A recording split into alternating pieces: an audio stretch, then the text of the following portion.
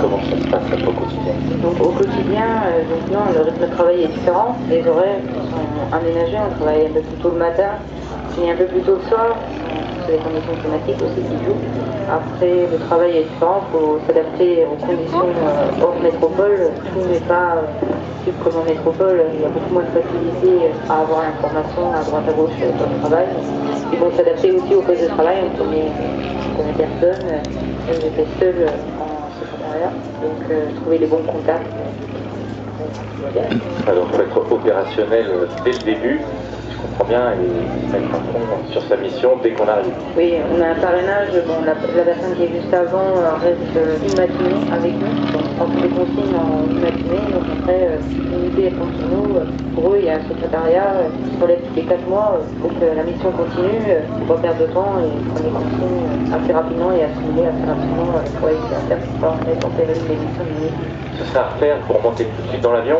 Ah oui, carrément. Je me suis développée d'un point de vue professionnel, on acquiert de nombreuses connaissances, et puis d'un point de vue personnel aussi, se retrouver tout seul dans un endroit où on ne connaît pas, on est obligé de s'adapter et puis faire des rencontres.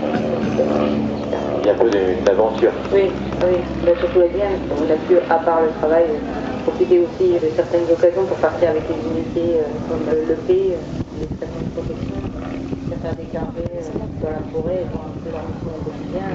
Ça aussi, c'est super enrichissant, voir les groupes de la nature, les radars, participer à des activités hormis celles du CSA et c'est bien.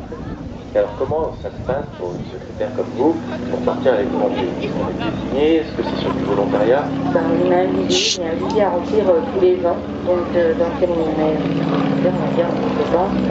Ensuite, ce budget il est envoyé à la DRHA, donc direction de la qui étudie en fonction des postes les compétences de chacun et propose ensuite un détachement de tel ou tel pays.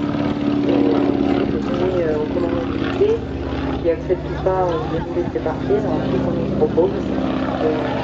Généralement, on peut partir, c'est commandement d'unité, d'accord. Concrètement, si on écoute bien tout ce que vous nous avez dit, il n'y a pas que les gens des escadrons de protection ou les pilotes qui peuvent partir à l'étranger. Dans l'armée de l'air, c'est ouvert à toutes les spécialités. Tout le monde peut partir en mission à l'étranger s'il est volontaire. Oui, bien sûr, de toute façon, on a besoin de tout le monde, que ce soit en métropole ou hors métropole, il y a besoin de tous les corps de spécialité. Et en fonction des postes, il y a des postes permanents qui sont de 3 ans, et il y a des postes qui sont 4 mois comme moi, un peu sur le CD. Bien sûr, on a besoin de tout le monde dans tout le terrain, les armées, les secrétaires, etc. Tout le monde peut partir. Du moment qu'il est volontaire, tout le monde peut partir.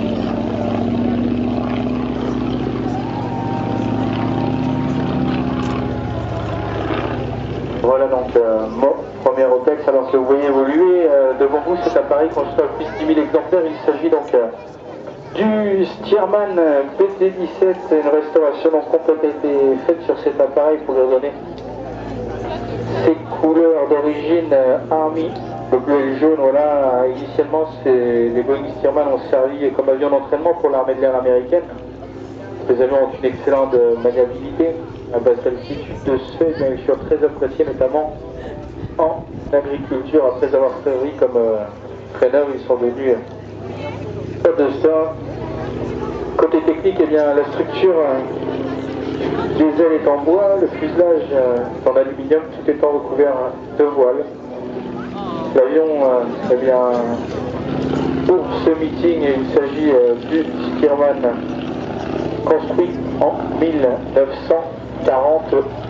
Regardez cet appareil, alors qu'on voit le battement d'aile comme on voit sur tous les meetings lors d'une fin de démonstration. Là, sur les meetings, généralement, les pilotes montrent ces appareils et réalisent des évolutions d'une dizaine de minutes. Tout ceci est orchestré par un directeur des vols. Le directeur des vols aujourd'hui, c'est Daniel Minard et son équipe avec le directeur des vols adjoint, qui donc permettent à tous ces avions d'évoluer les uns après